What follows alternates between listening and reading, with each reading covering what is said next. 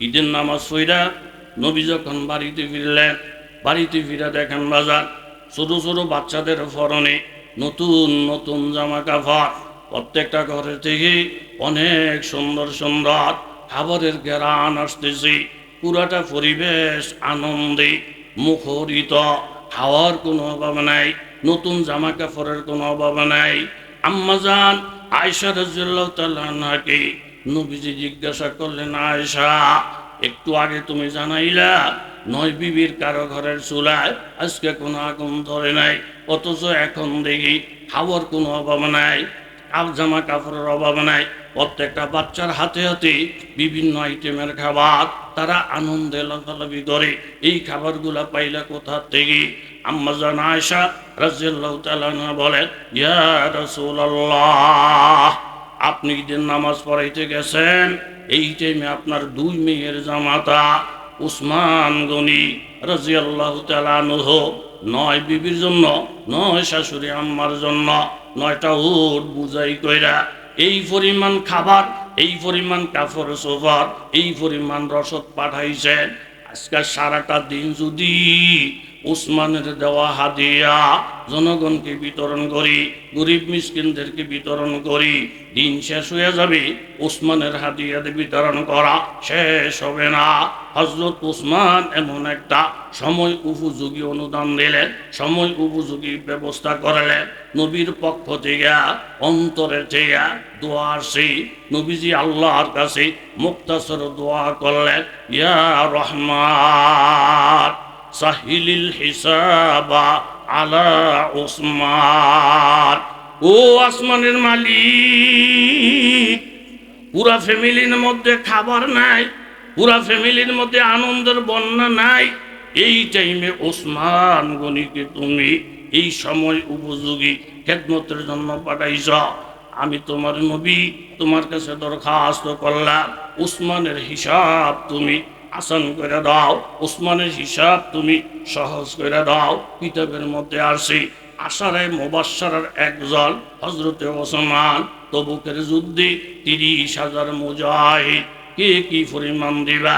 ওসমান গনি বলেন, ইয়া রাসূলুল্লাহ, 20,000 মুজাহিদের ঘোড়ার থেকে শুরু কইরা যত সামানের দরকার, এই 20,000 সাহাবীর সামানা একা আমি ওসমান গ্রহণ করলাম। তিরমিজি শরীফের হাদিস। তখন নবীজি বলে, মা দররা মা আমিলা বাদাল ইয়াউম মাররাতাইন।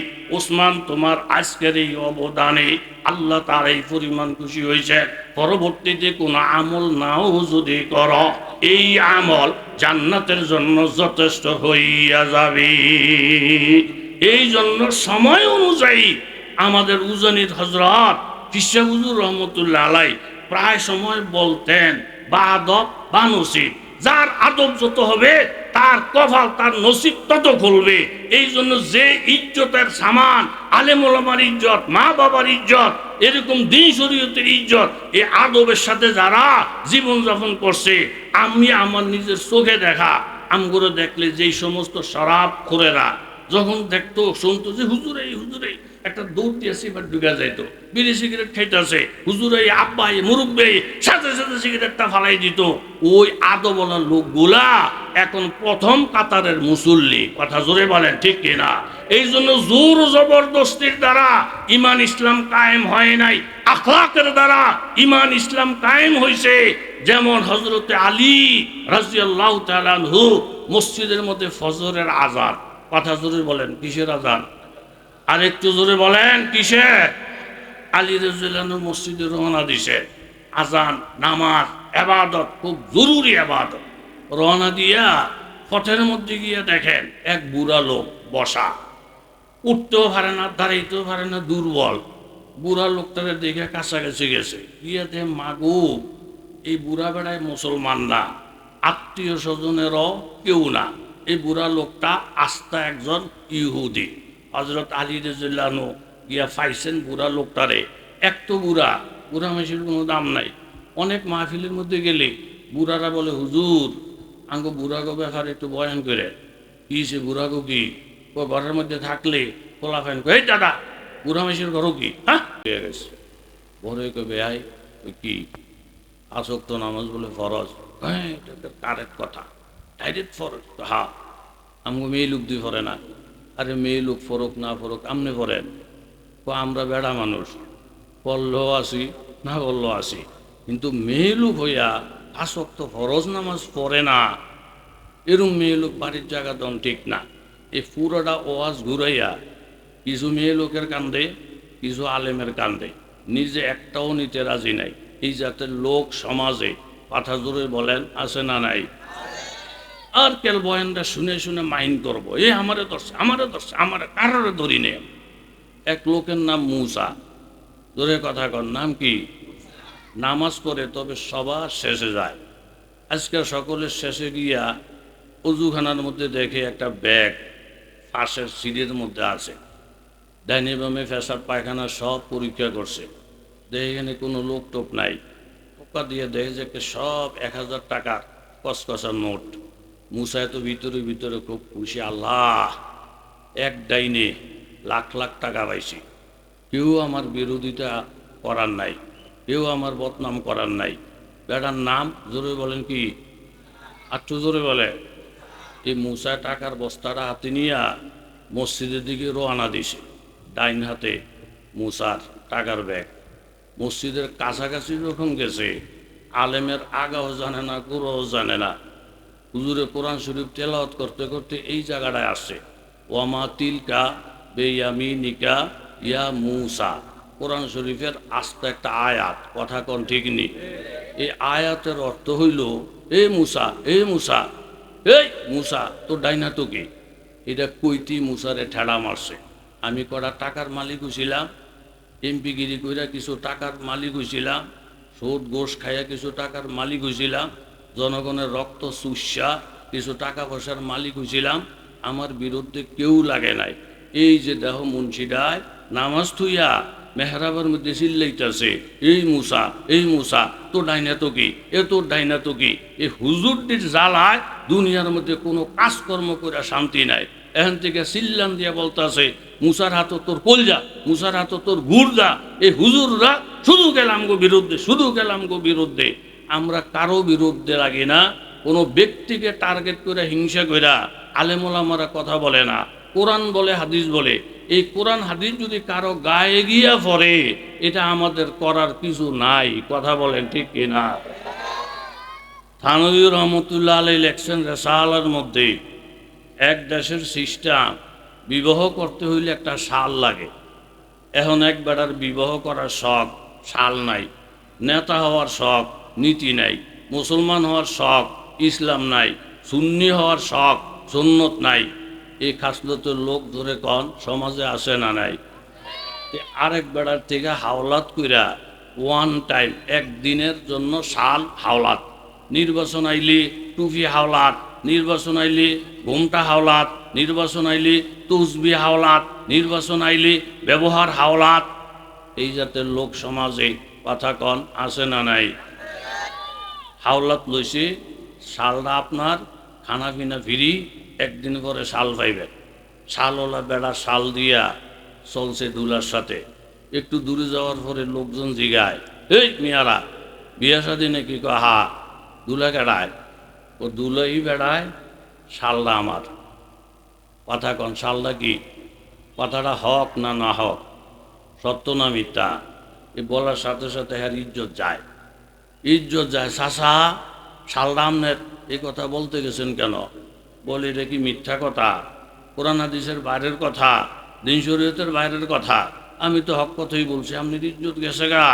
বলে হাই শাল আমনের, এটা বললেন না, একের মান সম্মান শেষ। একটু যাওয়ার পরে আবার আরেক গ্রুপ বিয়া, বলে হা দুলে কেড়ায়? ও দুলেই বেড়ায়, শালটা আমার না, শালটা আমার না। এরা বলার সাথে সাথে আবার ফেসে ধরছে, চাচা এই তো আরেক বেজার লাগাইলেন, শাল আমনের না, কান্না কার, এই তো আরেক সন্দেহ হইব। তো আমনে আগে বললাম আমার, এখন আমনের কথা অনুযায়ী বললাম আমার না, এত আমনের সম্মান যায়। যাক, সামনে গেছেন আরেক গ্রুপের সাথে দেখা, এই বিয়া শাদী নাকি? হা। দুলা কেড়ায়? ও দুলাই বেড়ায়। শাল, শালের ব্যাপারে আমি কিছু বলতে রাজি না, যেটা বলে এটা তো ইজ্জত যায়। কথা কোন ঠিক নেই? এই জন্য দোস্ত ইমান ইসলামের ব্যাপারে আলেম গায়রে আমেল আলেম নারী পুরুষ সকলকে আল্লাহ তাআলা একরকম জিম্মাদারি দিয়েছেন। কথা বলেন ঠিক কিনা? মুনফাআতে কিহি উসকাম কি নুকসান বিহি এক হি হায় সব কর্ম বি দিন বি ইমান বিহি এক হেরম পাক বিহি আল্লাহ ভি কোরআন বিহি এক কুছ বড়ি বাতে হতে जो মুসলমান বিহি এক। আমার আল্লাহ তাআলা কুরআনুল কারীমের মধ্যে ঘোষণা করেন সাব্বিহিসমা রব্বিকাল আ'লা। ও দুনিয়ার মানুষ, তোমরা সকলেই দলমত নির্বিশেষে রব্বে আলার প্রশংসা করা, রব্বে আলার তসবিহাত গুণ গান বর্ণনা করা। আর যদি না চিনো তোমাদের রব্বে আলা কেডায়, আল্লাহ তাআলা নিজে পরিচয় দেন আল্লাযী খালাকা, যিনি তোমাদেরকে বানিয়েছেন, হাত পা অঙ্গ প্রত্যঙ্গ বানিয়েছেন, তিনি তোমাদের রব্বে আলা। আমার আল্লাহ তাআলা তোমাকে আমাকে বানাইতে গিয়ে বাজান খালাকা ফাসাওয়া। আমার আল্লাহ বলেন আমি যখন বান্দা সৃষ্টি করলাম, তোমাদেরকে বানাইলাম, বড় বড় নেয়ামত, যেই নেয়ামত ছাড়া তুমি চলতে পারবা না, ওই নেয়ামতগুলো আমি আল্লাহ প্রত্যেকের সমান সমান করে দান করেছি। আবার আল্লাহ তাআলা ফোঁটা দিয়া বলেন আলাম নাজআল লাহু আইনাইন। ও কপাল ফোরা বান্দা, আমি কি তোমাকে দুইটা চক্ষু দান করি নাই? ওয়া লিসানান ওয়া শাফাতাইন। আমি আল্লাহ তাআলা তোমাদেরকে কি জবান দান করি নাই? এই 30-32টা দাঁত এইগুলোরে ঢাইকা রাখার জন্য আমি আল্লাহ তাআলা তোমাদেরকে কি ঠোঁট দেই নাই? আল্লাহ পাক এহসান কইরা এহসানের কথা স্মরণ করাইয়া দেন। অথচ আল্লাহ তাআলা বলেন ওয়ালা তুবতিলু আমালাকুম বিল মান্নি ওয়াল আযা লা ইয়াদখুলুল জান্নাতা আল মান্নান। ও আমার বান্দা বান্দীরা শোনো, তোমরা যদি কারো প্রতি উপকার করো, কারো প্রতি এহসান করো, উপকার কইরা এহসান কইরা বারবার খোটা দিও না, উপকার কইরা এহসান কইরা তার মনের মধ্যে আঘাত দিও না। এই কথা বলো না ও বেঈমানের বাচ্চা, গত মাসে না তোর 1000 টাকা দিছি, এখন আমাকে তুই চিনস না, আমাকে সালাম কালাম দেস না, আমাকে সম্মান জানাস না। তারে আঘাত দিয়ে কোনো কথা বইল না। তুমি এরকম কারো প্রতি দয়া কইরা এহসান কইরা যদি আবার খোটা দাও, যদি তার মনে আঘাত দাও, তাহলে তোমার সব আমাল দান খয়রাত সব বাতিল হয়ে যাবে। হা, কোনো মা বাবা সন্তানের প্রতি যে এহসান করছেন, মার এহসান, বাবার এহসান, মা বাবা সন্তানের প্রতি খোটা দিতে পারবি? ও বেঈমান, 10টা মাস পর্যন্ত তোরে আমি মা পেটে ধারণ করেছি, 2-2.5 বছর পর্যন্ত আমার বুক চিরা চিরা তোরে দুধ পান করাইছি। আজকে তুই আম্মা চিনস না, আজকে তুই আব্বা চিনস না। এইভাবে খোটা দেওয়ার অধিকার মায়ের আছে, এইভাবে খোটা দেওয়ার অধিকার বাবার আছে। ছোটকালে বাবা ইন্তেকাল করছে, 2জন সন্তান রাইখা, মার যৌবনকাল আছে, রূপ আছে, সব কিছু আছে। বাবার বাড়ি থেকে প্রস্তাব আসে, জি এখনো তোমার যৌবনকাল, তোমার লাবণ্যতা কোনো দিক থেকে আল্লাহ কম দেয় নাই। এই 2টা নাতি তাদের কান্দের মধ্যে ফালাইয়া দিয়া তুমি যদি চইলা আস, তোমার বিবাহ শাদীর সুন্দর ব্যবস্থা করে দিব। ভবিষ্যৎ জীবনটাকে ধ্বংস করিও না। এই ছোট ছোট 2টা বাচ্চার মুখের দিকে তাকাইয়া মা কোথাও বিবাহ শাদী বসেন নাই, জীবন যৌবন জীবন সব সন্তানের পিছনে খরচ করছে। এখন সন্তানেরা বড় হইয়া কুয়েতে চাকরি বাকরি কইরা কোটি কোটি টাকার মালিক হয়ে গেছে। আম্মার ঋণ শোধ করার জন্য 6 তলা একটা বাড়ি ঢাকা শহরে কইরা দিছে। প্রতি মাসে মাসে এরকম 1.5-2 লক্ষ টাকা আসে। ওই কুয়েত থেকে ফোন করে, মা এই 1.5 লাখ 2 লাখ টাকার মালিক তুমি, সেরকম আমাদেরকে দিতে হবে না, তুমি খাইবা, দান খয়রাত করবা, আত্মীয় স্বজনকে দিবা, কারণ আমরা 2 ভাই, তুমি মায়ের কাছে অনেক ঋণী, তোমার ঋণ শোধ করতে পারবো না। এইভাবে টাকা পয়সা যখন বাইরে যায়, দুই ভাই মিল্লা পরামর্শ করে, চলো ভাইয়া, এখন তো আমাদের টাকার কোনো অভাব নাই। মায়ের কাছে যে আমরা ঋণ, মায়ের বুকের দুধ পান করছি, মায়ের কাছে যে আমরা ঋণ, মায়ের পেটে 10 মাস ছিলাম, মায়ের কাছে যে আমরা ঋণ, মা আমাদের পেশাব পায়খানা পরিষ্কার করছি, চলো ভাইয়া, যত কোটি টাকা লাগে আমরা টাকা পয়সার বিনিময়ে আম্মার থেকে ঋণ মুক্ত হয়ে যাব। দুই ভাই পরামর্শ কইরা টাকার বস্তা নিয়ে আম্মার কাছে আসেন। মা, আপনার ঋণ আমরা দুই ভাই কোনোদিন শোধ করতে পারবো না গো মা। এই যে এখানে টাকার বস্তা নিয়ে আসছি, যত কোটি টাকা লাগে গো মা, তোমার জন্য বরাদ্দ। শুধু তুমি এই কথাটা বলবা, তোমরা আমার কাছে যে ঋণী, এই টাকার বিনিময়ে এখন তোমরা ঋণ পরিশোধ করে ফেলছ, আম্মার কাছে এখন কোনো আর দাবি দাবা নাই, সব তোমরা মুক্ত করে ফেলছ। মা, টাকার বস্তার সামনে আপনি আমাদেরকে ঋণ মুক্ত করে দেয়। মা বললেন, বাজার, সন্তান টাকা দিয়া মায়ের কাছে ঋণের মুক্তি চায়, সন্তান টাকা দিয়া বাবার কাছে ঋণের মুক্তি চায়। বাবা, 2টা কলা তোমাদের সামনে রাখলাম, রাত্রিবেলায় কলাটা দিব, সকালবেলা কলাটারে আস্তা আমার কাছে ফেরত দিবা। ফাঁকনা 2টা কলা এই 2 সন্তানের হাতে দিয়ে বললেন, বাজার, 2জনে 2টা কলা পিঠের নিচে রাইহা সকালবেলা আমার কাছে জমা দিবা। 2টা কলা 2 সন্তানের হাতে দিলেন, তারা ফিটের নিচে দিয়ে ঘুমাইলেন। সকালবেলা ঘুম থেকে উঠে দেখি একটা কলাও আস্তা নাই, সব 2টা কলা চামড়া ছাড়া কিছুই নাই, জাতা বইরা পায়ের তলে বইরা পিঠের তলে বইরা কলাগুলা নিশ্চিহ্ন হয়ে গেছে। মা ডাক দিয়ে বলেন, বাজার, ছোট্ট একটা কলা একটা রাত্রি পাহারা দিয়ে রাখতে পারলা না, পায়ের জাতার শরীরের জাতায় কলাগুলা নিশ্চিহ্ন হয়ে গেছে। তোমরা যখন ছোট ছিলা, ছোট্ট একটা চোখের মধ্যে আমি জীবনযাপন করছি, এইখানে মা, এইখানে তোমরা, এইভাবে 1 দিন না 2 দিন না, আমি এমন সতর্কতার সাথে তোমাদেরকে নিয়ে রাত্র কাটাইছি। আমার হাতের জাতা পড়লি তোমার নরম হাত ভাঙ্গা যাইত, আমার পিঠের জাতা পড়লি তোমার কলিজা গুর্দা ছাই হয়ে যাইত।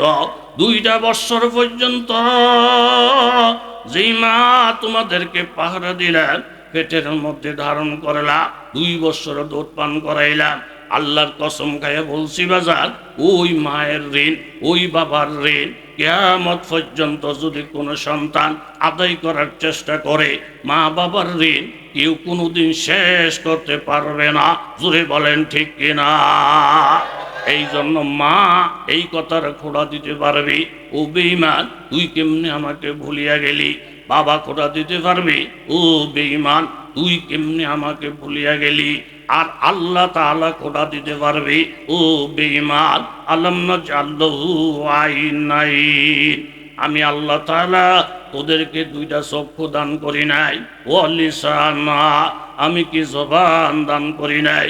লম্বা ওয়াজ নসিহত বড় কথা না বাজান, এইখানে বৈশা 5টা মিনিট যদি আপনি একটু মোরাকাবা করে, আমি নজির আহমদের জবানটা না থাকলে এই বুবা নজির আহমদের 2 আনা দিয়ে কেউ দাওয়াত দিত না, এমপি সাহেবের ভোট দিত না, কোনো মানুষ ভালো একটা মেয়ে বিবাহ শাদী দিত না।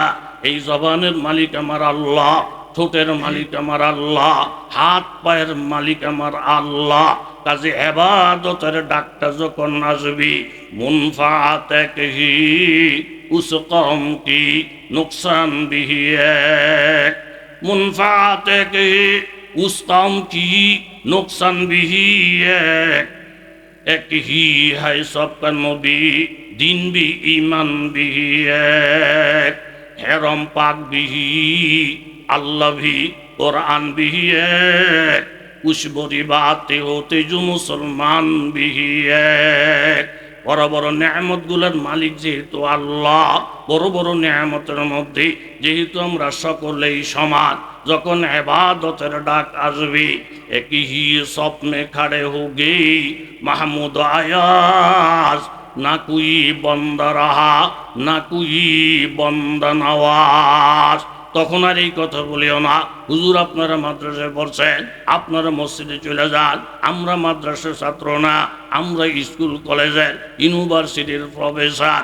বাবা কর্মক্ষেত্রে গিয়া কেউ হবে ডাক্তার, কেউ হবে রুগী, কেউ হবে দোকানদার, কেউ হবে কাস্টমার, কেউ পড়বে স্কুলে, কেউ পড়বে মাদ্রাসায়। সব মানুষ মুফতি সাহেব হওয়া, আলেম হওয়া ফরজ না। হালাল রিজিক কামাই করতে গিয়া এক একজন তার যোগ্যতা অনুযায়ী বিভিন্ন পেশায় নিয়োজিত হবে, কিন্তু এবাদতের ডাক যখন আসবে, দিন শরীয়তের তাকাজা যখন আসবে, সব দলমত নির্বিশেষে আমরা যখন এক সারিতে দাঁড়াইয়া আমার মাবুদকে ডাক দিব, রহমতের জন্য দোয়া করা লাগবে না, রহমত অটোমেটিক হাজির হয়ে যাবে। জোরে বলেন ঠিক কিনা? তাহলে কাজের দ্বারা রহমত আসবে। আজকে একটা পবিত্র ঈদের দিন, রহমতের নবী জামা কাপড় পরিধান করলেন, এরকম পাগড়ি মুবারক পরিধান করলেন, ছড়ি মুবারক হাতে লইলেন। আজকে একটা পবিত্র ঈদের দিন, নবীজি ঈদের নামাজ পড়াবেন, প্রস্তুতি গ্রহণ করলেন, রওনা দিবেন বাপ। ঠিক এই সময় আম্মা জান আয়েশা সিদ্দিকা রাদিয়াল্লাহু তাআলা আনহা নবীর সামনে এসে বললেন, ইয়া রাসূলুল্লাহ, আজকে একটা পবিত্র ঈদের দিন, পুরা মদিনার ঘরে ঘরে আনন্দ, মুসলমানদের জন্য আনন্দ। অনেক ছোট ছোট বাচ্চারা যাদের বাবা শাহাদত বরণ করছেন, ইতিম, আজকে তাদের চুমা দেওয়ার আদর করার কেউ নেই, তারা আমাদের ঘরের মেহমান। অনেক বিধবা নারী যাদের স্বামী শাহাদত বরণ করছেন, তারাও আজকে আমাদের ঘরের মেহমান। ইয়া রাসূলুল্লাহ, ইতিমদের দিকে তাকাইবার, নারীদের দিকে তাকাইবার, মেহমানদারি করবার কোনো সামানা আমাদের ঘরে নাই। ইয়া রাসূলুল্লাহ, আমরা 9 জন বিবি, একজন বিবির ঘরের চুলার মধ্যে আজকে ঈদের দিনে কোনো আগুন জ্বলে না।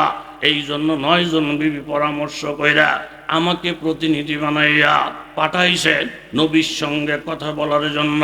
ও আল্লাহর রাসূল, আমি অবস্থাটা আপনাকে জানাইলাম এবং নবীর পক্ষ থেকে আমরা জবাবের অপেক্ষায় রইলাম।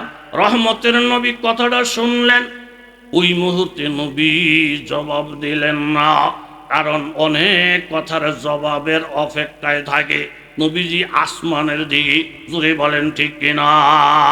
আম্মা জান খাদিজা রাদিয়াল্লাহু তাআলা আনহা নবীজির সঙ্গে যখন নাগদ হয়, খাদিজাতুল কুবরা রাদিয়াল্লাহু আনহা জামানা নবীজি যখন জাবালে নূর, যেখানে কোরআন নাজিল হইছে, ওই জায়গার মধ্যে ইতিকাফ করবেন, 30 দিন থাকবেন, 40 দিন থাকবেন। খাদিজাতুল কুবরা বলেন, ইয়া রাসূলুল্লাহ, আপনাকে ছাড়া তো একটা দিন জীবনযাপন করা আমি খাদিজার জন্য বড় কঠিন, কিন্তু মাবুদের মুআমালা, আপনি ওই হেরা গুহার মধ্যে ইবাদতের জন্য যাবেন, একটা শর্তে আমি আপনার জন্য পারমিশন দিব, রাজি হব। শর্তটা হইল এই, নবীজি যতদিন ওই গুহার মধ্যে থাকবেন, দৈনিক 2 বেলা খাবার আমি নিজের হাতে রান্না কইরা, ফাঁকশাক কইরা, আমি খাদিজা নিজের হাতে বহন কইরা ওই পাহাড়ের চূড়া বাইয়া নবীর দরজায় পৌঁছাইয়া দেব। আমি চাকর ব্যবহার করব না, চাকরানি ব্যবহার করব না, রহমতের নবীর খেদমতের জিম্মাদারি আমি নিজে আদায় করব। নবী বললেন, দেখো খাদিজা, অনেক উঁচু পাহাড়, যেখানে উঠানামা করতে বর্তমানেও অন্তত 1.5 থেকে 2 ঘন্টা লাগে, তাও কত বড় রিস্ক, কখন জানি কে পড়ে যায়। আমার নবী পারমিশন দিলেন, অনুমতি দিলেন। আম্মা জান খাদিজা রাদিয়াল্লাহু আনহা 2 বেলা খাবার নিয়া আমার নবীর দরজায় গুহার মধ্যে পৌঁছাইয়া দিয়ে আসে। এটা হলো নবীর প্রেম, নবীর ভালোবাসা। একদিন খাবার নিয়ে যাচ্ছেন, মিশকাত শরীফের হাদিস, পথের মধ্যে আছেন হযরতে জিবরাইল আমিন আয়েশা নবীকে বলেন, ইয়া রাসূলুল্লাহ, আম্মা জান খাদিজা আপনার জন্য এত মেহনত কইরা এই উঁচু উঁচু পাহাড় প্রবেশ অতিক্রম কইরা 2 বেলা খাবার দিয়ে যায়, এখন পথের মধ্যে আসে। খাদিজা যখন আপনার কাছে আসবে, আল্লাহ তাআলা হুকুম করছেন আম্মা জান খাদিজাকে স্বয়ং আল্লাহ তাআলা সালাম প্রদান করেছি। ওয়া বাশশিরহা বিআন্না লাহা বুনিয়া কাসরান ফিল জান্নাহ, এবং এই কথাও আম্মাজানকে বইলা দিবেন, আম্মাজান খাদিজাতুল কুবরার জন্য আল্লাহ তাআলা জান্নাতের মধ্যে একটা স্পেশাল বালাখানা তৈরি করে রেখেছে। আল্লাহ তাআলা সালামও দিছেন এবং জান্নাতে বালাখানা তৈরি করছেন, এই সুসংবাদও দিছেন। হযরতে খাদিজা রাদিয়াল্লাহু আনহা এন্তেকালের সময় যখন হয়, নবীজি শিহরের পাশে বসা, আল্লাহর নবীও কান্দে, খাদিজাতুল কুবরাও কান্দে। ইয়া রাসূলুল্লাহ, আপনি কাঁদেন কেন? নবী বললেন, দেখো খাদিজা, দুনিয়ার সব মানুষের ঋণ আমি শোধ করতে পারবো, কিন্তু খাদিজার ঋণ শোধ করতে পারবো না। ও আল্লাহর নবী, আমি আমার জীবনের সমস্ত কোরবানির বিনিময়ে এই শেষ মুহূর্তে এসে নবীর কাছে আমি 3টা জিনিসের হাদিয়া চাই। এক, আমি যখন ইন্তেকাল করব, আমার কাফনের কাপড়ের সাথে নবীজির ব্যবহৃত জামা কাপড়ের কিছু অংশ আমার কাফনের সাথে মিলাইয়া দিবেন। আর 2, আল্লাহর নবী নিজে জানাজার ইমামতি করবে। আর 3, আমাকে দাফন করার পরে সব সাহাবীরা যখন চলে আসবে, নবী গো আপনি চলে আসবেন না, আমার কবরের পাশে দাঁড়াইয়া থাকবে। নবীর বরকতে সুয়াল জবাব হয়তো আল্লাহ তাআলা আমার জন্য সহজ করে দিবে। নবী বললেন, খাদিজা, তোমার 3টা প্রস্তাব আমি গ্রহণ করলাম। কথা মুক্তাসার, নবীজির জামার অংশ কাফনের সাথে মিলাইয়া দিলেন, জানাজার ইমামতি আমার নবী করলেন। দাফন করার পরই সাহাবায়ে কেরাম চলে আসলেন, নবীজি ইন্তেজার, নবীজির ওয়াদা, নবীজি দাঁড়াইয়া রইলেন। জিবরাইল আমিন এসে বলেন, ইয়া রাসূলুল্লাহ, আল্লাহ তাআলা সব হালাত দেখে, আপনি বাড়িতে চলে যান, খাদিজার সুয়াল জবাবের ব্যবস্থা স্বয়ং আল্লাহ নিজের হাতে উঠাইয়া নিছি। ऊंचा में तेरे खाका बिस्तर है हमारा, ये फर्श तो मखमल से भी बढ़कर है हमारा, दीदार खुदा जलवाए अहमद है नजर में, क्या ईद का दिन आरसाए महशर है हमारा। তাহলে আল্লাহর নবী আমাদের সমস্ত মুমিনের আম্মা নবীর বিবি খাদিজাতুল কুবরা জান্নাতের সুসংবাদ পাইছেন, নবীর জানাজা পাইছেন। কিন্তু সেই খাদিজা রাদিয়াল্লাহু আনহার প্রসঙ্গটারে তাই না এই কথা বলা, খাদিজা জান্নাতি এতে কোনো সন্দেহ নাই। কিন্তু খাদিজা এক ওয়াক্ত নামাজও পড়ে নাই, খাদিজা একটা রোজাও রাখে নাই, খাদিজা জীবনে একবারও হজ করে নাই, খাদিজা জীবনে একটা টাকাও যাকাত দেয় নাই। এই বেড়া মুখ সামলে কথা বল। নামাজ ফরজ হয় নাই তাই পড়ে নাই, যাকাত ফরজ হয় নাই তাই দেয় নাই, পর্দা ফরজ হয় নাই তাই করে নাই। এরকম বহু সাহাবায়ে কেরাম যখন শরাব মদ খাওয়া হারাম হয় নাই, সাহাবীরও তো মদ খাইছে, ওই অবস্থায় ইন্তেকাল করলে তারাও তো জান্নাতে গেছে। এখন যদি তুমি গায়ে গায়ে বলো খাদিজা জান্নাতি, খাদিজা জান্নাতি, অথচ নামাজ পড়ে নাই, রোজা রাখে নাই, এটার দ্বারাই কি তুমি বুঝাইতে চাও ও বাংলাদেশের নারীরা তোমরা যদি জান্নাতি হইতে চাও খাদিজার মতন নামাজ না পড়লেও চলবো, রোজা না রাখলেও চলবো, পর্দা না করলেও চলবো, এই সমস্ত কথা বইলা আমার নবীর বিবিদেরকে যারা ছোট করতে চাবে এই বাংলার জমিনে তাদের ঠাই হবে না। জোরে বলেন ঠিক কিনা? নবীদেরকে নিয়ে টিটকারি করে করে করে করে কেবল খাড়ো করা, নবীর বিবিদেরকে খাড়ো করা, ইমান ইসলামকে ছোড়ো করা, আলেম ওলামাদেরকে ধাক্কা দিয়ে দিয়ে কথা বলা, টুফিদারিকে খাড়ো করে দেখা, নবীর সুন্নতকে ছোট করে দেখা, একটাও বরদাস্ত করার মতো নয়। কথা জোরে বলেন ঠিক কিনা? অনেক সময় দেখা যায় আপনাদের এলাকায় আলু ক্ষেত আসেনি, কথা জোরে বলেন আলু ক্ষেত, এই আলু ক্ষেতের মধ্যে কৃষক চাষা বেড়া দেয়, বেড়া দেয় দেখা আরো 60 জন ধরছে, কাকা আলু খেতে বেড়া দেন কিল্লিগা? ও আলু খেতে বেড়া দিই কিল্লিগা, ছাগল আইসা এই বেড়া না থাকলে ভিতরে ঢুকে, দুইটা আলুর ফাতা খায়, আলুর ফাতা খাওয়ার পরে লতা খায়, ফাতাগুলো খাইয়া শেষ করে লায়। বেড়া কছে আছে আপনার তো বোকা, আপনার তো দরকার আলু, ফাতার তো আপনার দরকার না, আপনার তো দরকার ইমান, কবরের মধ্যে ইমানের কথা জিগাইব, কবরের মধ্যে ফরজের কথা জিগাইব, ফাতা তো আপনার দরকার না, ফাতা সংরক্ষণের জন্য বেড়া দেওয়া এত কি ঠেকা? তখন চাষায় বলো, ও মিয়া বোকা, ফাতা আমার দরকার না, ক্ষেতের মধ্যেই ফুরে থাকবো, কিন্তু বেড়াটা দিতেছি, ছাগলে যদি ভিতরে ঢুকা প্রথম ফাতাটা খায়, এরপরে লতাটা খাইব। এই লতা খাইয়া যখন টান দিব, যেই আলুটা 14 হাত মাটির তলে, যে আলু পর্যন্ত ছাগলের বাফেও বুঝতে পারতো না, কিন্তু লতা ধইরা টান দিলে ভিতরের আলুটা বাহির হয়ে আসবে। তাহলে শুধু ফাতা খাইয়েই শেষ হবে না, ফাতা খাওয়ার সিস্টেম করতে পারলে লতা খাবে, শেষ পর্যন্ত আলুটাও খাইয়া আমার সালান ভুঞ্জি সব ধ্বংস কইরা ধুইয়া যাবে। এই জন্য আলু হেফাজত করতে হইলে ফাতার হেফাজত করতে হবে, ইমানের হেফাজত করতে হইলে, ফরজের হেফাজত করতে হইলে, দ্বীনের হেফাজত করতে হইলে সুন্নতের প্রত্যেকটা অক্ষর অক্ষর হেফাজত করতে হবে। কথা জোরে বলেন ঠিক কিনা? তোমারে কে শিখাইলো এই কথা যে সুন্নতের বেল নাই, টুপির বেল নাই, দাড়ি নিয়ে হুজুররা ব্যস্ত? প্রত্যেকটা আপনি একটা ঘর বানান, একটা গাড়ি চালান, একটা ফিউজ মাত্র 10 টাকা দাম, এই ফিউজটা যদি না থাকে পুরাটা গাড়ি অসল হয়ে যায়। একটা 10 টাকা দামের ফিউজের কারণে যদি পুরা গাড়ি অসল হইতে পারে, একটা সুন্নত, একটা মুস্তাহাব তিরস্কার করলে, টিটকারি করলে তোমার ঈমান ধ্বংস হইতে পারে। কথা বলেন ঠিক কিনা? এই জন্য খবরদার, মুখ সামলে কথা বলবেন। আমরা সুন্নত থেকে নিয়ে নবী সাল্লাল্লাহু আলাইহি সাল্লামের প্রত্যেকটা আদর্শকে রক্ষা করা যায় কিভাবে, সেই মিশন নিয়ে উলামায়ে দেওবন্দ ময়দানে আসে এবং থাকবে। জোরে বলেন ঠিক কিনা? আম্মা জান আয়েশা সিদ্দিকা রাদিয়াল্লাহু তাআলা আনহা নবীর হালাত জানাইলেন। নবীজি জবাব না দিয়া চলে গেলেন ঈদের নামাজ পড়াইতে। ঘুমাই গেছেন আপনারা? কথাক্ষণ ঘুমাইছেন?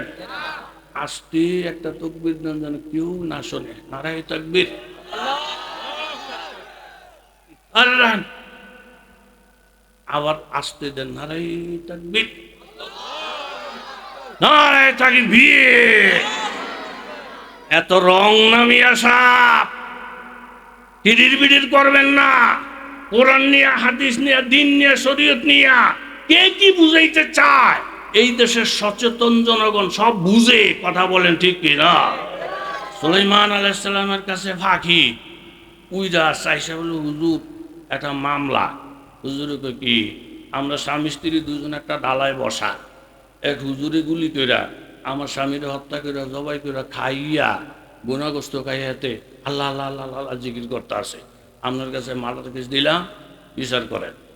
হুজুরে সাথে সাথে সুলাইমান নবী ডাইকে আনছে। হুজুর রাইতে মাগু এই বড় ভাগ দিই, তসবি জিকির আজকার সব ঠিক। সুলাইমান নবী বলে, এই এই দরবেশ। জি হুজুর। তুমি এই বেটির জামাইরে মারছো কা? দরবেশ বলতেছে, হুজুর আল্লাহ পাক বলছেন ফাস্ত আদু, তোমরা ফাঁকি স্বীকার করো, ফাঁকির গোস্ত খাও। তো আমরা একটা ফাঁকি স্বীকার করছি, গোস্ত খাইছি, আমি তো হারাম কাম করি নাই। সুলাইমান নবী বলেন, দেখো মা, হুজুরের কথা তো সত্য, ফাঁকি স্বীকার করা হালাল, গোস্ত খাওয়া হালাল, হুজুরে তো হালাল কামই করছে, কি বিচারটা করবো বলো? ফাঁকি বলতেছে, হুজুর আপনাদেরকে হুকুম করছে স্বীকার করার জন্য, আমাদেরকে হুকুম করছে ফাঁকা মাইরা মাইরা বাঁচার জন্য, বরং থাকলে মরমু। তো এই বেড়ারে আগেও দেখছি ফাঁক দিবেন যা বসা, স্বামী স্ত্রী পরামর্শ করছি যে এক লোক দেখা যায়, টেনশন নেই, হেতে দরবেশ, হেতে কোনো শিকারই না, এ দরবেশে দরবেশিগিরি করতে আছে।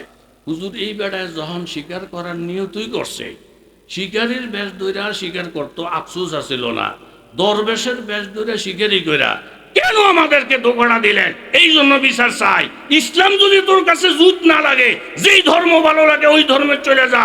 আলেম ওলামা যদি ভালো না লাগে, অন্য শত শত ধর্ম আছে, ওই দিকে চলে যা। কিন্তু ইসলাম ধর্ম ব্যবহার করে আলেমের সুরত ধরা, নবীর আশেকের দাবির করা, লেবেল লাগাইয়া ইসলামের বিরুদ্ধে, কোরআনের বিরুদ্ধে, আলেমের বিরুদ্ধে, কওমি মাদ্রাসার বিরুদ্ধে, নবী রাসূলের বিরুদ্ধে একটা কটূক্তি করলে এই দেশের জনগণ ফিরের সামরা উঠে ফেলবে।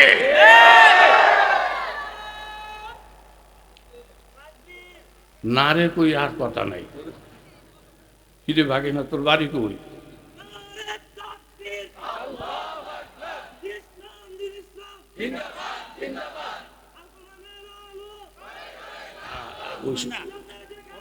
কোরআন সুন্নাহ ঠিক আছে, হাতের কথা ঠিক আছে। আল্লাহ হেতারও কবুল করেন, পুরা মজলিসটারে কবুল করেন। জোরে বলেন আমিন।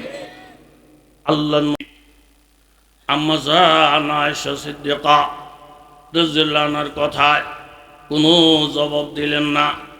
ঈদের নামাজ পড়া নবী যখন বাড়িতে ফিরলেন, বাড়িতে ফিরে দেখেন বাজার ছোট ছোট বাচ্চাদের পরনে নতুন নতুন জামা কাপড়। প্রত্যেকটা ঘরের থেকে অনেক সুন্দর সুন্দর খাবারের ঘ্রাণ আসতেছে। পুরাটা পরিবেশ আনন্দে মুখরিত, খাওয়ার কোনো অভাব নাই, নতুন জামা কাপড়ের কোনো অভাব নাই। আম্মাজান আয়েশা রাদিয়াল্লাহু তাআলা আনহাকে নবীজি জিজ্ঞাসা করলেন, আয়েশা একটু আগে তুমি জানাইলা 9 বিবির কারো ঘরের চুলায় আজকে কোনো আগুন ধরে নাই, অথচ এখন দেখি খাওয়ার কোনো অভাব নাই, জামা কাপড়ের অভাব নাই। প্রত্যেকটা বাচ্চার হাতে হাতে বিভিন্ন আইটেমের খাবার, তারা আনন্দে লাফালাফি করে। এই খাবারগুলা পাইলা কোথা থেকে? আম্মাজান আয়েশা রাদিয়াল্লাহু তাআলা আনহা বলেন, ইয়া রাসূলুল্লাহ, আপনি যে নামাজ পড়াইতে গেছেন এই টাইমে আপনার 2 মেয়ের জামাতা উসমান গনি রাদিয়াল্লাহু তাআলা আনহু 9 বিবির জন্য, 9 শাশুড়ি আম্মার জন্য 9টা উট বুঝাই কইরা এই পরিমাণ খাবার, এই পরিমাণ কাপড় সোফার, এই পরিমাণ রসদ পাঠাইছেন। আজকে সারাটা দিন যদি উসমানের দেওয়া হাদিয়া জনগণকে বিতরণ করি, গরিব মিসকিনদেরকে বিতরণ করি, দিন শেষ হয়ে যাবে, উসমানের হাদিয়াতে বিতরণ করা শেষ হবে না। হযরত উসমান এমন একটা সময় উপযোগী অনুদান দিলেন, সময় উপযোগী ব্যবস্থা করলেন। নবীর পক্ষ থেকে অন্তরে থেকে দোয়া আসে। নবীজি আল্লাহর কাছে মুক্তাসর দোয়া করলেন, ইয়া রহমান সাহিলিল হিসাবা আলা উসমান। ও আসমানের মালিক, পুরা ফ্যামিলির মধ্যে খাবার নাই, পুরা ফ্যামিলির মধ্যে আনন্দের বন্যা নাই, এই টাইমে ওসমান গনিকে তুমি এই সময় উপযোগী খেদমতের জন্য পাঠাইছ। আমি তোমার নবী তোমার কাছে দরখাস্ত করলাম, উসমানের হিসাব তুমি আসান করে দাও, উসমানের হিসাব তুমি সহজ করে দাও। কিতাবের মধ্যে আসে আশারায়ে মুবাশশারার একজন হযরতে ওসমান, তবুকের যুদ্ধে 30,000 মুজাহিদ। কে কি পরিমাণ দিবা? ওসমান গনি বলেন, ইয়া রাসূলুল্লাহ 20,000 মুজাহিদের ঘোড়ার থেকে শুরু কইরা যত সামানের দরকার, এই 20,000 সাহাবীর সামানা একা আমি ওসমান গ্রহণ করলাম। তিরমিজি শরীফের হাদিস। তখন নবীজি বলে, মা দররা মা আমিলা বাদাল ইয়াউম মাররাতাইন। ওসমান তোমার আজকের এই অবদানে আল্লাহ তার এই পরিমাণ খুশি হয়েছে, পরবর্তীতে কোনো আমল নাও যদি করো এই আমল জান্নাতের জন্য যথেষ্ট হইয়া যাবে। এই জন্য সময় অনুযায়ী আমাদের উজানির হযরত পিসা হুজুর রহমতুল্লাহ আলাই প্রায় সময় বলতেন, বা আদব বা নসিব, যার আদব যত হবে তার কপাল, তার নসিব তত খুলবে। এই জন্য যে ইজ্জতের সামান, আলেম ওলামার ইজ্জত, মা বাবার ইজ্জত, এরকম দিন শরীয়তের ইজ্জত, এই আদবের সাথে যারা জীবনযাপন করছে, আমি আমার নিজের চোখে দেখা, আমগুলো দেখলে যেই সমস্ত শরাব খোরেরা যখন দেখতো, শুনতো যে হুজুরে হুজুরে, একটা দৌড় দিয়ে সিগারেট ঢুকে যাইতো, বিড়ি সিগারেট খাইতেছে, হুজুরে আব্বাই মুরব্বে সাথে সাথে সিগারেটটা ফালাই দিত। ওই আদবলা লোকগুলা এখন প্রথম কাতারের মুসল্লি। কথা জোরে বলেন ঠিক কিনা? এই জন্য জোর জবরদস্তির দ্বারা ইমান ইসলাম কায়েম হয় নাই, আখলাকের দ্বারা ইমান ইসলাম কায়েম হয়েছে। যেমন হযরতে আলী রাদিয়াল্লাহু তাআলা আনহু মসজিদের মধ্যে ফজরের আযান, কথা জোরে বলেন কিসের আযান? আর একটু জোরে বলেন কিসের? আলী রাদিয়াল্লাহু আনহু মসজিদে রওনা দিছে, আযান, নামাজ, ইবাদত, খুব জরুরি ইবাদত। রওনা দিয়া পথের মধ্যে গিয়ে দেখেন এক বুড়া লোক বসা, উঠতেও পারে না, দাঁড়াইতেও পারে না, দুর্বল।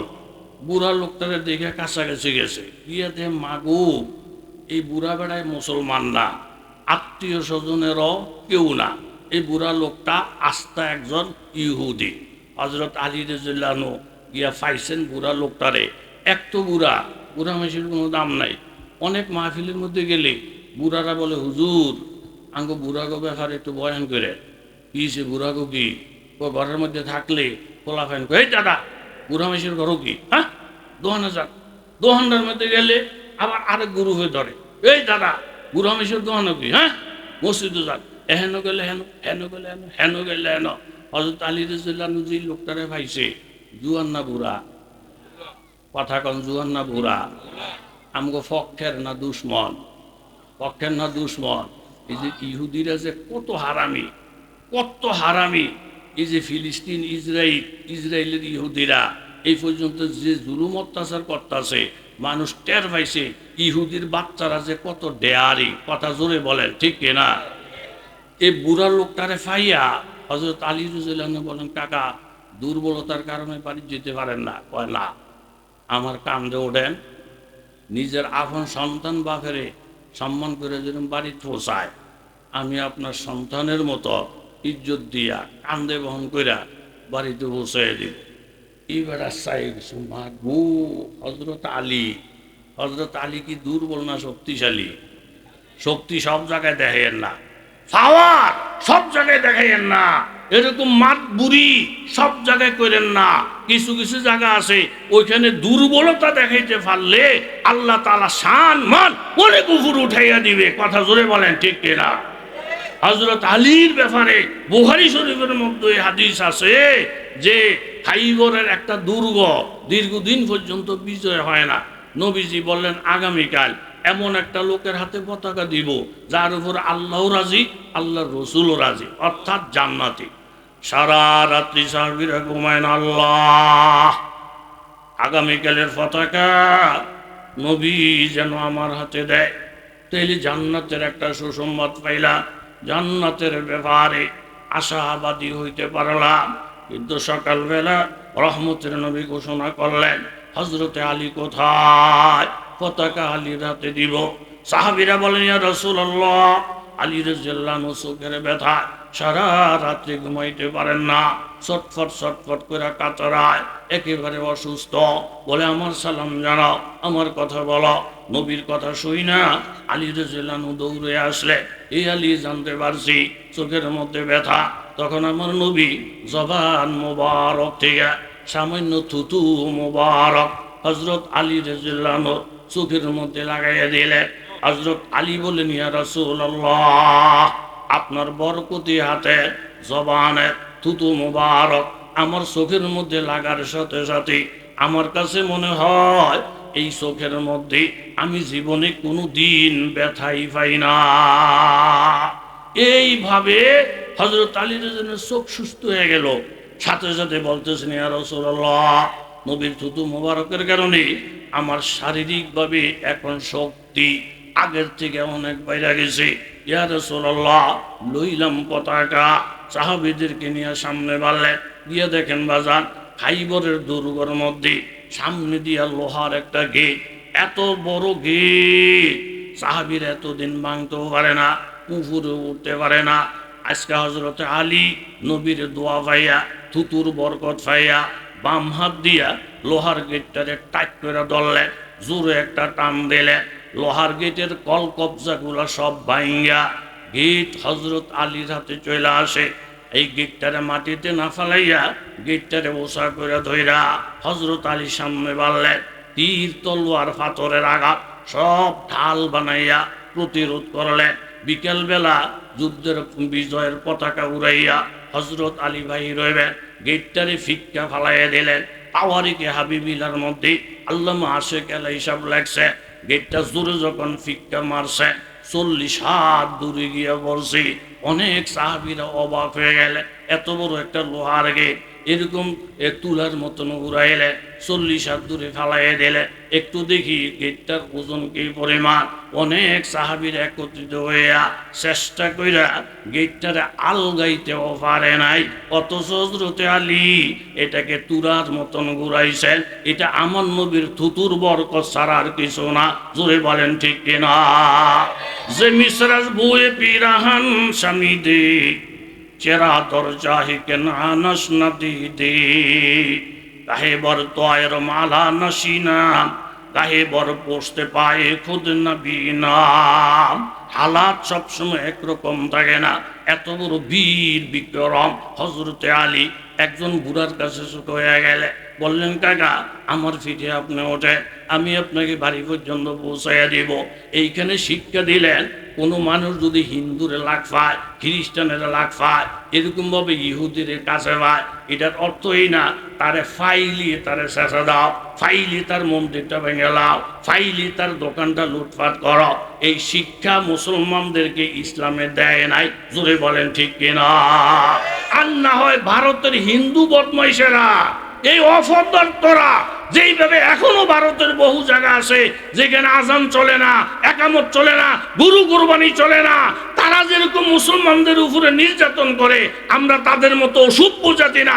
আমাদের দেশে বহু সংখ্যালঘু হিন্দু আছে, ইচ্ছা করলে বাইটা ফেইসা বস্তাও বানিয়ে ফেলতে পারি, কিন্তু আমাদেরকে সভ্যতার শিক্ষা আল্লাহ নবী দিয়েছেন বিদায় এখনো তারা আমাদের দেশে এরকম রাজপুত্রের মতো জামাইয়ের আদরে আসে। কথা জোরে বলেন ঠিক কিনা? বুড়াই জিজ্ঞাসা করলো, কাকা আমি তোমার বিরুদ্ধের একটা লোক, বুড়া তুমি আমার কোলে লইবা কান্দে লইবা কারণ কি? তখন উনি বলেন, কাকা শোনে, আমি যেই ধর্মের লোক, এই ধর্মের মধ্যে 3টা গ্রুপের দাম অনেক বেশি। 1 নম্বর ছোট মানুষ যারা, তাদেরকে স্নেহ করো যেহেতু তাদের কোনো গুণাখাতা নাই। 2 নম্বর বড় যারা, তাদেরকে সম্মান করো যেই ধর্মের হোক না কেন, আপনি আমার থেকে অনেক বড়। আর 3 আলেমদেরকে সম্মান করো, আলেম ধনী হোক আর গরিব হোক, বড় হোক আর ছোট হোক, তাদেরকে সম্মান করা। এই 3টা মানবতা আমার নবীর শিখানো বৈশিষ্ট্য। আমাদের ধর্মের মধ্যে বুড়া মানুষের দাম অনেক অনেক বেশি। জোরে বলেন ঠিক কিনা? এই কথা বললেন বইলা বুড়ারে কান্দে লইছে কেডায়? কথা কন কি? কান্দুলি রওনা দিছে। বাড়ির কাছাকাছি যখন গেছে, এই বাড়ির লোকজন যা আসিল দেখা এই যে দৌড়, আলীর হাতে আঙ্গ দাদায় ধরা পড়ছে, দাদারও শেষবো, এই পুরা 14টা গোষ্ঠীরে শেষবো। আলীর সাথে মোকাবেলার শক্তি আমাদের কাহারও? বলেন কাহারও? যে দৌড় দিছে বুঝা না না বুঝা।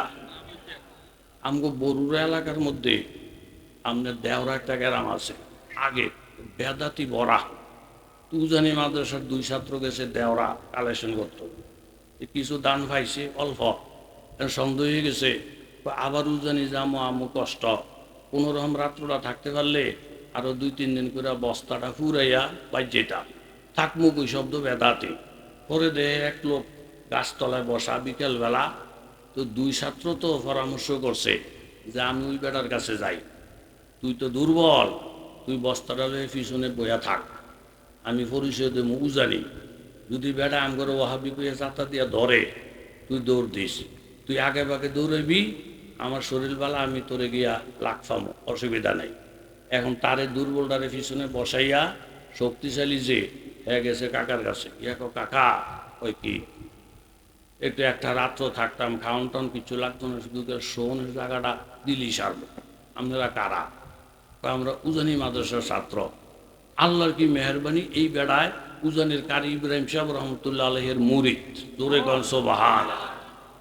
উজানির ছাত্রজন কইছে এই বেড়া বর থেকে লাভ দইতে হাতারে জাতা দিয়া ধরছে, জাতা দিয়া ধরতে দেরি আর হেতে দৌড় দিতে দেরি নেই।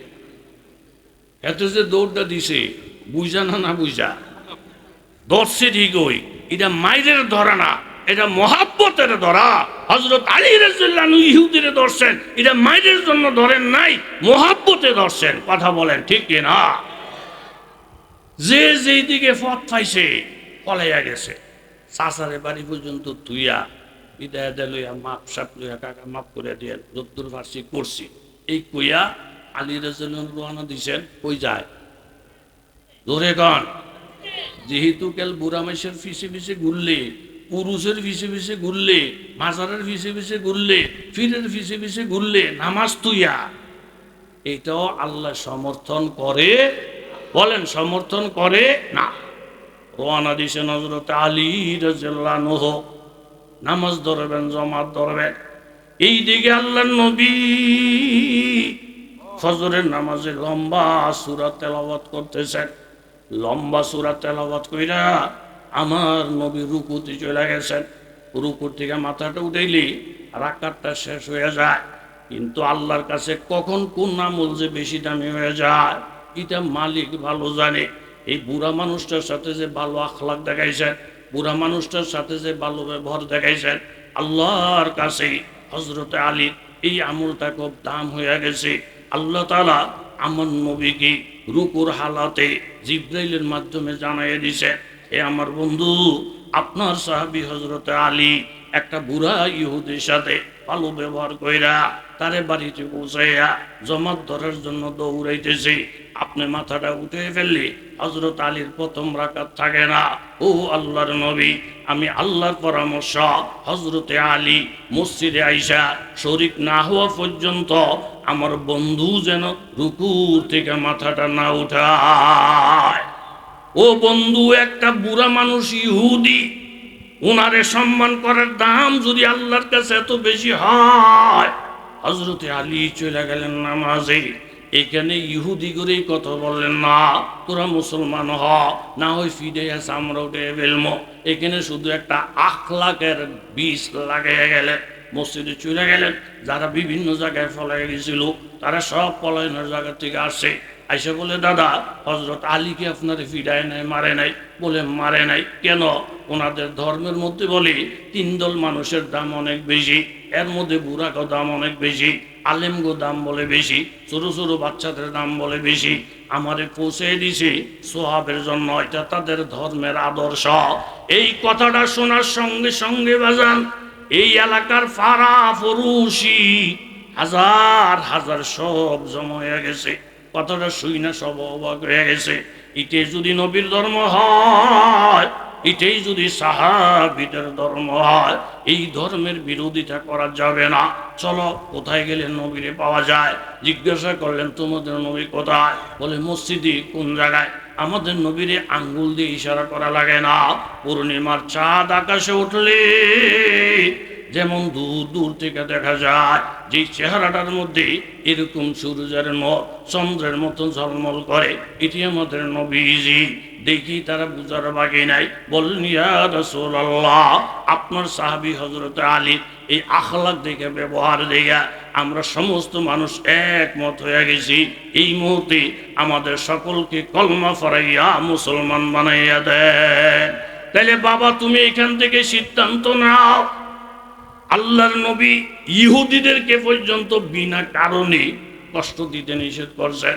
তোমার কথায় যদি তোমার মা কষ্ট পায়, তোমার বাবা কষ্ট পায়, তোমার আচরণে যদি আলেম উলামা কষ্ট পায়, আর তুমি যত লম্বা লম্বা রুকু করো, বড় বড় ফাকরি বান্ধ, আমার জানা মোতাবেক তুমি সফলতার কাছেও যাইতে পারো নাই। জোরে বলেন ঠিক কিনা? এই কথাটা বলি, শেষের দিকে যাব, কথা বাড়াইব না। খন্দকের যুদ্ধ না, আর কথা বাড়াইব না। এই জন্য হজরতে এই হাকিমুল উম্মত মুজাদ্দিদ মিল্লাত থানভী রহমতুল্লাহ আলাই এরকম ওনার বিবি আইসা রাত্রে বলতেছেন, এই থানভী হুজুর, ওই কি আমি বাপের বাড়ি বেড়াতে গেলাম একদিনের লেগা, মুরগিটি ধুয়ে গেছি, সকালবেলা ডাকনাটা সরাইয়া মুরগির আদার টাদার দিয়ে ইতান মনে থাকবো নি থানভী সাহেবের কথা? এখন মনে থাকার কথা নেই। সকালবেলা এস্টাক পইরা থানভী রহমতুল্লাহ কিতাব লয়ে বসতে লেখতে, ও মা দেহে লেখা আসে না, কোন এলেম কালাম সব যেন আল্লাহ বলে দিছি। খাজা মজুবরে ডাইকে বলে, খাজা রে, আমার আচরণ কি তোরা কষ্ট পাইছত নাকি? বলে, না। আমার কথাবার্তায় 2-1 দিনে কি কেউ কষ্ট পাইছে? বলে, না। তাহলে আমার এলেম গেল কোথায়? কলম কেন চলে না? খাজা মজুব বুঝার বাকি নাই, বলছেন, হুজুর আম্মা জান যে ভুলে গেছিল মোরগ মুরগি দিয়ে সাইরা দিয়া আদার দেওয়ার জন্য দিছিলেন নেই। থানভী সাহেব কইনা, আমি তো ভুলে গেছি, তাড়াতাড়ি যা, খোয়ারটা চাইরা মোরগ মুরগির আদারের ব্যবস্থা কর। যাইয়া যখন আদার খোয়ারটা চাইরা মোরগ মুরগিরে যখন খাবার দিছি, মোরগ মুরগি খানা খাইয়া খুশি হইয়া যখন কক কক করে উড়াল মারা আরম্ভ করছি, থানভী সাহেবের কলম আগের মতন চালু হয়ে গেছে। মোরগ মুরগিরে কষ্ট দিয়া ও যদি এলেম বন্ধ হয়ে যায়, বুখারী শরীফের হাদিস, একটা কুকুর আরেকজন গুনাহগার এলো, এই পিপাসু কুকুরটারে পানি খাওয়াইছে। ওই যুগের নবীরে আল্লাহ জানায় দিছে, এই মেয়ে লোকটার জান্নাতের খবর দেন। আরেকজন নেককার মানুষ, একজন নেককার মেয়ে লোক, তাহাজ্জুদ যার ছুটে না, 6 তসবিহ 12 তসবিহ তার ছুটে না, কিন্তু একটা বিড়ালের বাইন্দা রাইগা খাওনে কষ্ট, চলনে কষ্ট, না খাইয়ে বিড়ালরা কষ্ট পাইছি। আল্লাহ তাআলা ওই যুগের নবীরে, এটাও বুখারী শরীফের একই পৃষ্ঠার মধ্যে দুটো হাদিস আছে, ওই যুগের নবীরে জানাই দিয়েছেন এই বিড়ি এত ইবাদত করে, এই বিড়ি এত তাহাজ্জুদ পড়ে, এই বিড়ি এত জিকির আজকার করে, বেডির দ্বারা বেডির বাড়ির বিড়ালে কষ্ট পায়, ওই মেয়ে লোকটারে জাহান্নামের কথা জানাইয়া দেয়।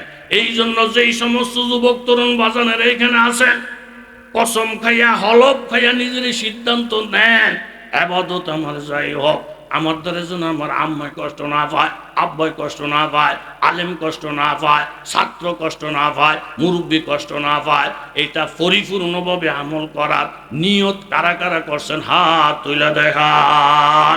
নারায়ে তাকবীর। ইবনে মাজাহ শরীফের মধ্যে একটা হাদিস আছে, এটা আবার মেশকা শরীফেও আছে, ইউসাফু আহলুন নার, গুনাহ, কেবল গুনাহ, কেবল গুনাহ। এখন আল্লাহ পাক বলবেন কতগুলো একসাথে হয়েছে, এই গুনাহগারের বাচ্চারা যা জাহান্নামে ঘুরুসকা। তখন কইবে আল্লাহ আপনি গফুরুর রহিম, রহমতের আশায় ঘুরি।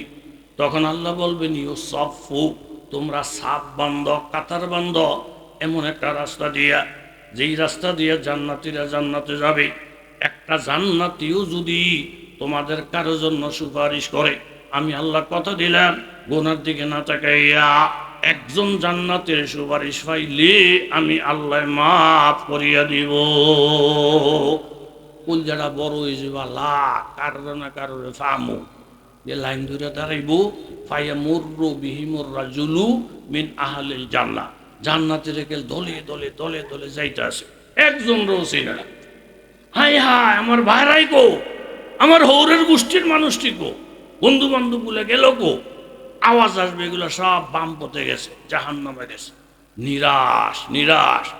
ফায়াকুলু রাজুলু মিনহুম ইয়া ফুলান আমা তারিফুনি, হঠাৎ দেখবে একজন আলেম, একজন হাফেজ কোরআন, একজন আল্লাহ ওয়ালা রাস্তা দিয়ে যায়। জিজ্ঞাসা করেন, কাকা আপনি আমারে চিনেননি? হুজুর আপনি আমারে চিনেননি? ও মাদ্রাসার ছাত্র কাকা তুমি আমারে চিনোনি? কই আমি ছিলাম না। ইন্নি ওয়াহাবতুলাকা ওজওয়ান, আমি তোমার একদিন ওজুর পানি দিয়েছিলাম, সাকাইতুকা শরবাতার, শরবত পান করাইছিলাম, পানি দিয়েছিলাম। তুমি যেই মাদ্রাসায় পড়ছ আমি তোমারে জাগির রাখছিলাম, আমি তোমার একদিন একটা চিপস কিনা দিয়েছিলাম। হুজুর আপনার চাকরিটা যায় যায় বাপ, আমি আপনার পক্ষে দাঁড়াইয়া গেছিলাম। হুজুর আপনার ইজ্জত যায় যায় বাপ, আমি আপনার ইজ্জতের জন্য বাউন্ডারি হয়ে দাঁড়াইছিলাম। হুজুরে বলবেন হ্যাঁ আমার মনে পড়ছি। ফাইয়াসফাউলাহু, তখন ওই ছাত্রটা আলেমরা এই গুনাহগারের জন্য সুপারিশ করবে। ফায়ুদখিলুহুল জান্নাহ, এই সুপারিশকে কেন্দ্র কইরা আমার আল্লাহ মাফ কইরা তারে জান্নাত দান করবে। এই হাদিসটা বিশ্বাস হইছে কার? হাত তোলেন। আমার হইছে, ইবনে মাজাহ শরীফে আছে হাদিস, হইছে নি বিশ্বাস? জোরে বলেন হইছে?